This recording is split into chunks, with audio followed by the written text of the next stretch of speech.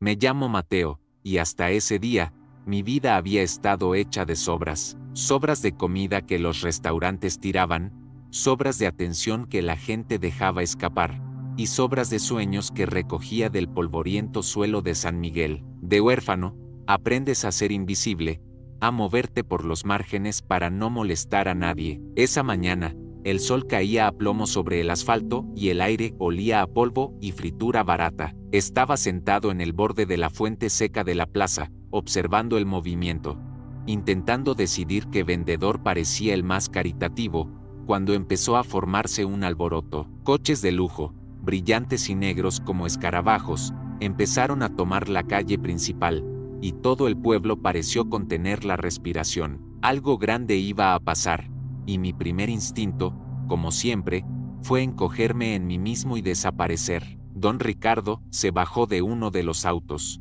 No caminaba, desfilaba, su traje caro, sus zapatos que brillaban con tanta intensidad que cegaban, su reloj de oro que parecía burlarse del sol. Era dueño de casi todo allí, y su rostro reflejaba un desprecio permanente por todo lo que veía. Justo detrás de él, en un remolque especial, venía el caballo. Lo llamaban Tormenta. Era un animal enorme, negro como la noche, pero no fue su belleza lo que me llamó la atención. Fueron sus ojos. Había un pánico allí que conocía demasiado bien. Le temblaban las piernas, se le erizaba la piel con cada ruido, y tenía una fina cicatriz sobre el ojo izquierdo. Mientras todos veían un desafío, un premio, yo veía la misma soledad que me acompañaba cada noche. Don Ricardo se subió a una pequeña plataforma improvisada y agarró un micrófono. Su voz sonaba metálica y arrogante por los altavoces,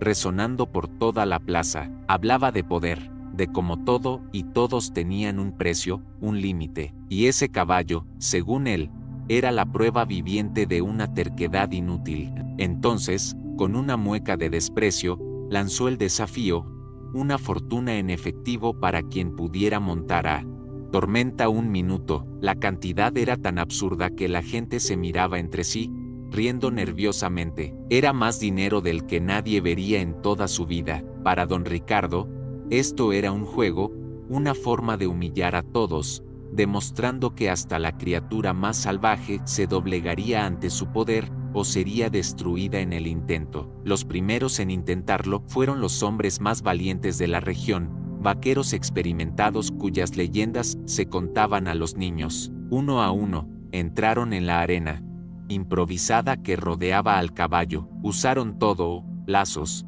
látigos, gritos de mando. Cada intento era una explosión de violencia. Tormenta se transformó en un demonio de puro pánico, pateando, encabritando, girando con furia desesperada para protegerse. Vi el sudor y el polvo mezclándose en su pelaje, vi el blanco de sus ojos inyectados en sangre de terror. Don Ricardo lo observaba todo con los brazos cruzados, satisfecho con el espectáculo de fuerza bruta. Para él, cada fracaso de los vaqueros era una victoria personal, pero para mí, cada latigazo era como golpear mi propia piel. El polvo se asentó y un silencio de derrota se cernía sobre la plaza. La gente empezó a dispersarse, y don Ricardo ya se disponía a cerrar su circo privado. Fue en ese momento que me temblaron las piernas. No fue una decisión mental, fue algo que me salió del fondo del estómago. Cada paso que daba hacia la arena parecía pesar una tonelada. Oía los susurros, las risitas: mira al huérfano, lo van a aplastar. El miedo era tan grande que me castañeteaban los dientes, pero la imagen de los ojos de Tormenta no se me iba de la cabeza. No quería el dinero, ni siquiera lo pensé. Simplemente sentía que no podía, bajo ninguna circunstancia, dejar solo a ese animal, rodeado de tanta crueldad. Por primera vez en mi vida, sentí la necesidad de ser visto. Al entrar en la arena, un silencio distinto se apoderó del lugar, un silencio de incredulidad. Don Ricardo rió a carcajadas, una risa horrible que me hizo estremecer, pero no lo miré. Tenía la mirada fija en el suelo y me movía despacio, muy despacio, por el espacio. Tormenta me observaba, tensa, a punto de estallar de nuevo. No tenía cuerda ni látigo, tenía las manos vacías y abiertas. A pocos metros de él, simplemente permanecí sentada en el polvo. Permanecí allí, quieta, encogida. En lugar de intentar ser más grande que él, me hice pequeña e inofensiva. No quería dominarlo, quería que supiera que no era una amenaza, que entendía lo que era.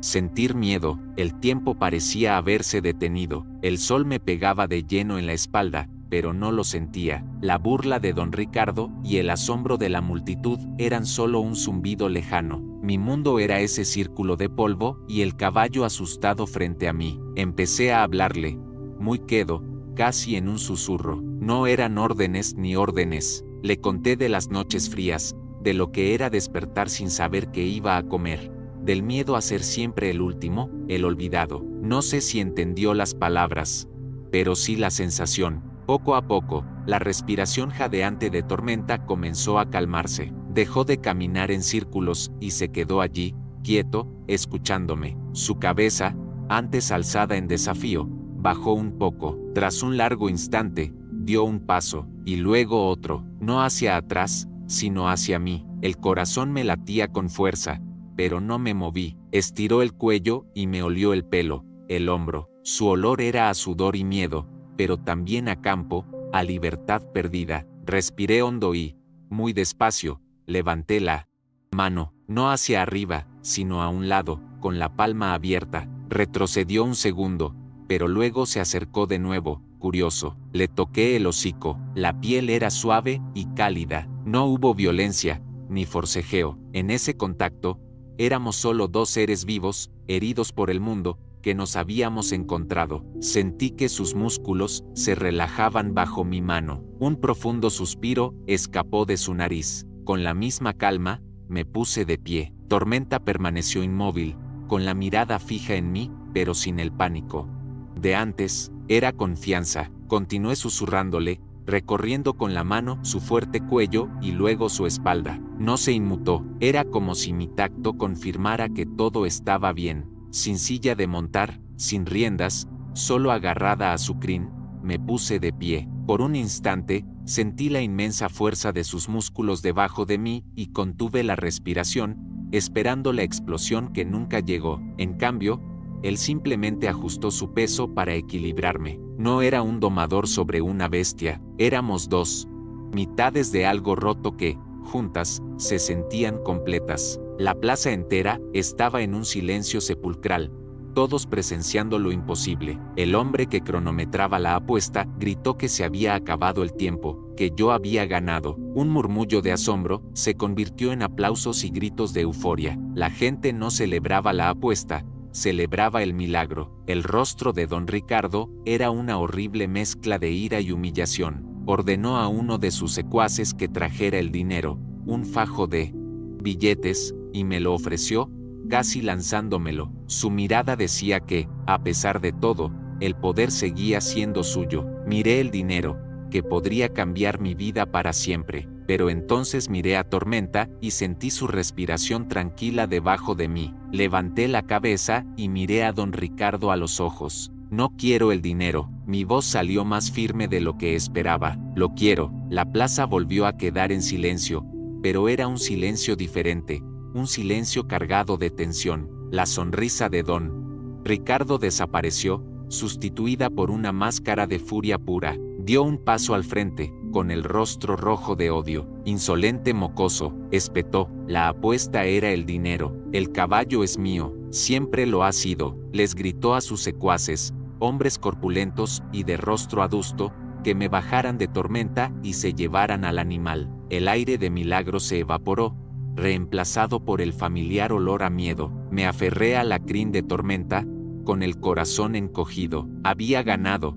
pero parecía que al final, su fuerza bruta ganaría de todos modos, como siempre ocurría en San Miguel. Pero entonces, cuando los hombres de don Ricardo se acercaron, algo sucedió. Doña Elvira, la señora de la panadería que a veces me daba pan duro, se puso delante de ellos. No dijo nada, simplemente se quedó allí, una anciana frágil con la barbilla en alto. Poco después, el señor Ramiro, el carpintero, se unió a ella, y luego otro, y otro. La gente común, la que veía a diario, formó una barrera humana improvisada. Nona Era un ejército, era un muro de dignidad. Tenían miedo, lo podía ver en sus ojos, pero por primera vez, no se acobardaron. Don Ricardo los miró, conmocionado, como si no pudiera creer que sus propios súbditos se le opusieran. Y allí, encima de Tormenta, comprendí que mi lucha ya no era solo mía. Don Ricardo miró al muro de gente común, luego a mí, y su rostro se contorsionó en una expresión de disgusto. Era un hombre de negocios, y comprendió que bajar a un niño de un caballo y pelear con ancianos en la plaza del pueblo sería una mala imagen, incluso para él. Su ira no disminuyó, solo se tornó más fría y calculadora. Se alisó el traje, dio un paso atrás y me señaló con un dedo tembloroso. «Disfruta tu victoria, muchacho», dijo en voz baja y llena de veneno, «cada segundo, porque voy a hacer de tu vida un infierno tal que me suplicarás de rodillas que te quite a este animal». Dicho esto, se dio la vuelta y marchó hacia su coche,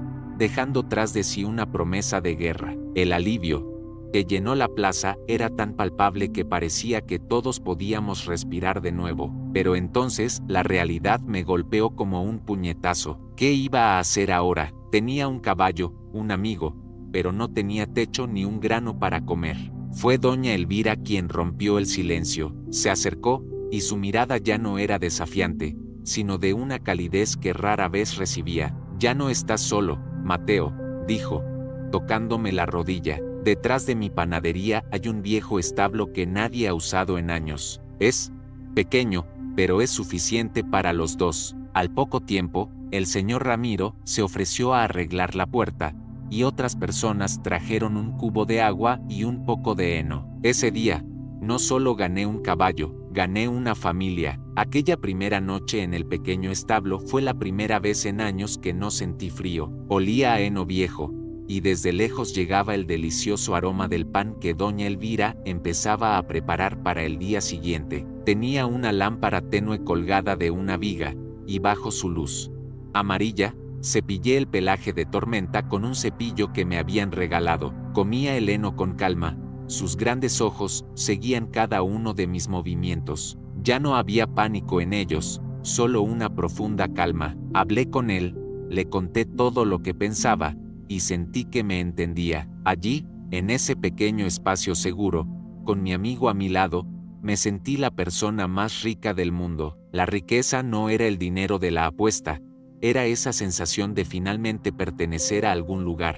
La paz, sin embargo, duró poco. A la mañana siguiente, un coche aún más elegante que el de don Ricardo se detuvo frente a la panadería. Un hombre de traje salió, con un maletín en la mano y una sonrisa que no le llegaba a los ojos. No venía con amenazas, venía con una oferta. Don Ricardo, dijo, estaba impresionado con mi habilidad y quería compensarme como es debido. Me ofreció el doble del premio que había apostado al caballo. Habló en voz alta, para que lo oyeran los vecinos que se acercaban. Era una estratagema para hacerme quedar como un idiota testarudo delante de todos. Miré al hombre y luego al establo donde estaba Tormenta. «Dile a tu jefe», respondí con voz tranquila, «que mi amigo no está en venta». El rechazo de la segunda oferta cambió las reglas del juego. Don Ricardo dejó de lado su generosidad y comenzó a mostrar su verdadera fuerza. Al día siguiente,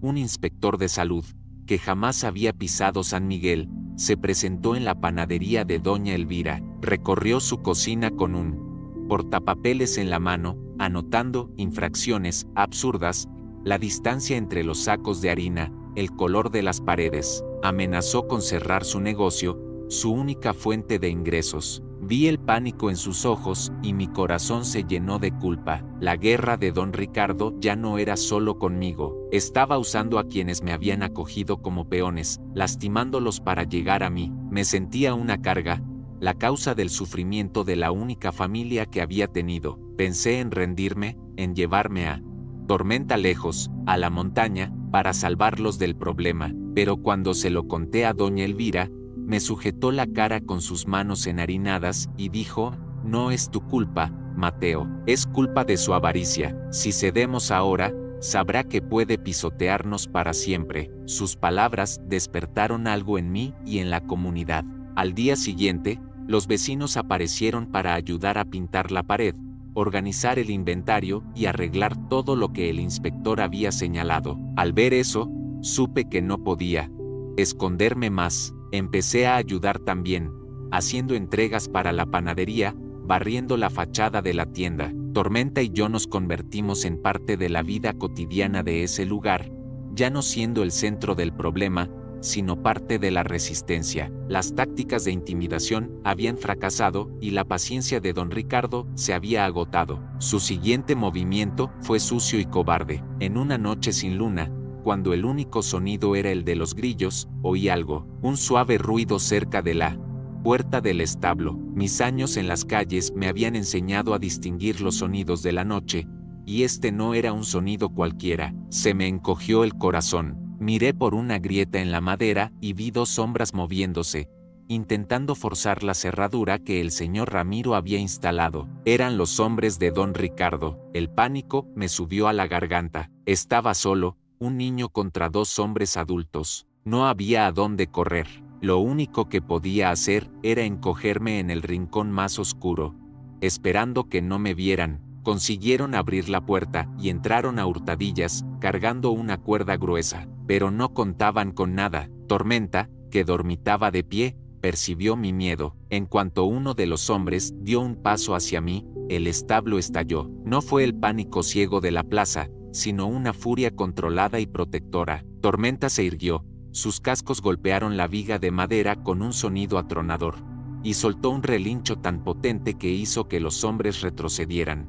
Instintivamente, se interpuso entre ellos y yo, una muralla de músculos y dientes al descubierto. Ya no se enfrentaban a un animal asustado, sino a un guardián. Los hombres, aterrorizados, salieron corriendo por donde habían entrado. Esa noche, lo comprendí, le había salvado la vida, y ahora él acababa de salvar la mía. La derrota de sus secuaces obligó a don Ricardo a cambiar de táctica. Ya no usaría la fuerza bruta, sino un arma mucho más poderosa, la ley. Una mañana, un alguacil apareció en la panadería. No era violento, pero su uniforme y su maletín de cuero me infundían un miedo diferente. Me entregó un sobre. Dentro había un montón de papeles con palabras que apenas entendí, pero el mensaje era claro. Don Ricardo me estaba demandando. Afirmaba que la apuesta era solo una exhibición sin validez legal y que Tormenta era de su propiedad,